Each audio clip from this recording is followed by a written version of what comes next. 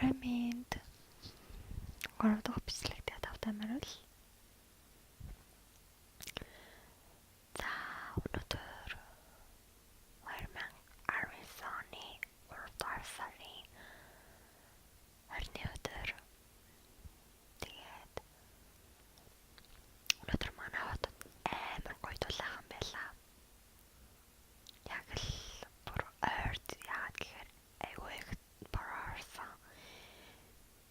Тийм болохоор яг одоо маш гоё дулаахан нар гараад яг л нэг хаврын үйлрэл эхэлж байгааг өнөөдөр мэдсэн.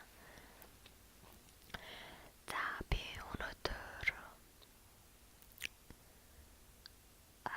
гэртээ хэврэлгээ хийсэн байгаа. Тэгээд дээрэс нь нэг шидэт ус бэлдсэн. Тэрний вэ гэхээр өчигдөр орой миний хотод жоохон өвдөд онсон. Яагаад гэвэл би ингээд орой хоолоо зарим үедээ айгүй ингээд баг идчихээр эсвэл ингээд зарим үедээ орой хоолоо идэ зарим үедээ идэхгүй ингээд жоохон би одоо хэмээгээ жоохон алдахаар ингээд заримдаа хотод юм уу зүс өвддөг. Тэгээд өчигдөр орой гинт жоохон өвдөд онцсон. Тэгээд өглөө босоод дэлгүүр ороод цаангаа аваад лимон аваад зүгийн бал аваад тэгээд би цаангаа нутаглаж одоо цаангаа хайсан аваад хэрчээ. Тэгээд нугаад нэг тийм одоо нууш маягийн болгож жагаад лимоныхоо шүүсийг дээр нь цацаад тэгээд зүгийн балтай уссанд тэднийг бүгдийг нь олж ийгээд тэгээд нэг 5-10 минут гал дээр буцалгаад тэгээд галуунаар нь бүгдийг нь уусан байгаа. Тэгээд ерөөсөө хоол идэхгүй яагаад гэхээр хотод амрахын тулд тэгээд одоо яг одоо тэгээ ууцсан байгаа. Тэгээд миний бодлоор айгүй үр дүнтэй гэж би сонссон. Яагаад гэхээр цагаан гал юм уу ер нь хүний хотодонд маш сайн. Дээрэс нь одоо бүдүүн нарийн гизэг зөвлөгтэй хамгийн шилдэг гэдэг юм байлээ. Би тэгтээ нэг зүгээр л интернетээс уншсан л та. Яг өөрөө хэрэгжүүлж үзэж байгаагүй.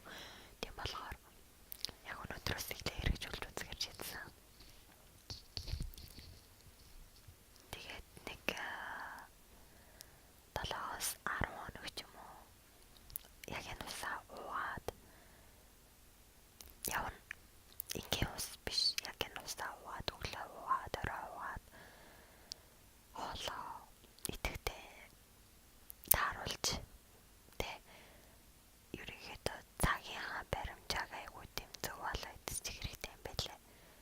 Тэггүй тэгээд би зарим үед айгүй их ажилдаа хичээлдээ болохоор хоолоо сайн идээд зарим үед нь хоол идэх одоо дургүйрхгүй болохоор нийтэхгүй ч юм уу ингэх нь амар буруу. Яг нэг тогтмол иддэг хоолоо иддэг цагтаа тэгээд тийм байх юм бол айгүй зөв юм аягдах юм байлаа. Тийм болохоор яг өнөөдрөөс эхлээд энэ усаа ууж эхэлж байгаа. Тэгээд бас миний нүүрэн дээр энэ дуун дээр заримдаа айгүй их юм гарчдаг, заримдаа ялах болчдөг. Энэ нь яг бас юутай холбоотой вэ гэхээр бас л усны хэрэглээ. Би ер нь өмнө нь болохоор амар баг ус уудаг байсан. Ерөөсөө ус нэх ингээд босоод хүмүүсээс уух биш. За нэг санаараа л уучдаг байсан. Тэр айгүй буруу юм байлээ. За нэг тиймэрхүү л байлаа. Тэгээд